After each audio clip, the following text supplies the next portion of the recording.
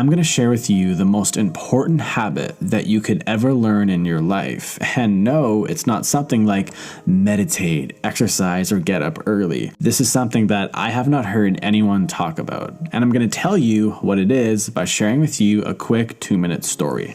This is Tom, and Tom has told himself that 2019 is going to be the year where he finally gets his life together. So on New Year's Eve of 2018, he sits down and he writes out all of his New Year's resolutions, and he writes things like exercise, eat healthy, and get up early. And as Tom is writing all of this down, he is getting really excited, and he can almost feel all the newfound energy that he's going to have. And he even becomes proud of himself just for thinking of doing all these things. So the new year comes around and Tom starts off really strong. He's working out, he's getting up early, and he looks and feels a lot better. But one day, after a long day at work, he didn't really feel like going to the gym. It's not good to work out when you were tired, Tom would tell himself. So he decided to go home. And when he got home, he didn't really feel like eating that big bowl of salad. What he felt like eating was a great big juicy burger. And again, Tom told himself that, you know what? I've been working really hard over the past few weeks. I deserve a day off. And that's exactly what he took for himself.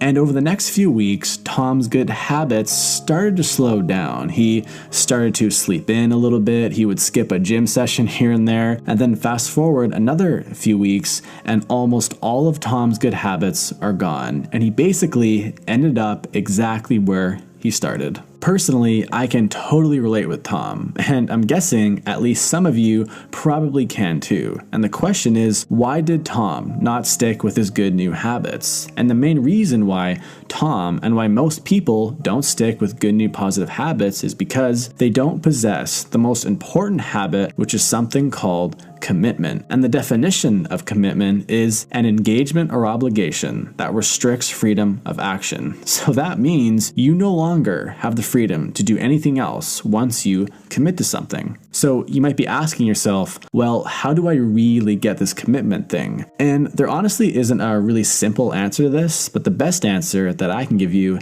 is that you have to just think long and hard about what you are committing to. I'll give you an example. Let's say you currently lift weights 2 times per month, and you tell yourself that you want to start to work out more. Most people in this situation will say, I am going to go to the gym 3 times per week from now on. Now, this may not seem like a ton, but this is actually a 600% increase from going to the gym 2 times per month to 12 times per month. And it's this drastic change that makes it really hard to stay committed. So this is what I would recommend. Instead of going to the gym 3 times per week, try going to the gym once every week for the next 3 months. And then once that becomes easy and it feels like it's just a part of your normal day life, like brushing your teeth, then go to the gym 2 times per week and then do that for 3 months, then 3 times and 4 times and so on and so forth. And I would also recommend just focusing on one new habit at a time. You can try doing a few at a time, but usually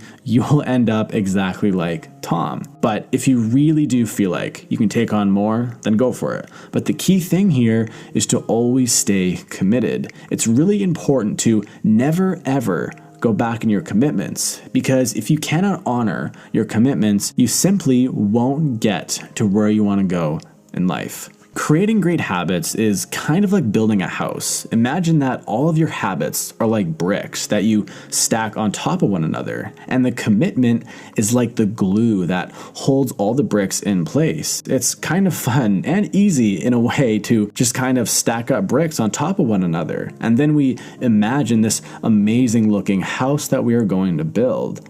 But without the glue, without the cement, that house will inevitably fall, and you will probably end up exactly where you left off. And this is something that I personally have done so many times in my past. So take your time and be precise with every single brick, and eventually you will build that amazing looking house that will withstand a lifetime. Check out my last video about the real truth about success, and I'll see you there.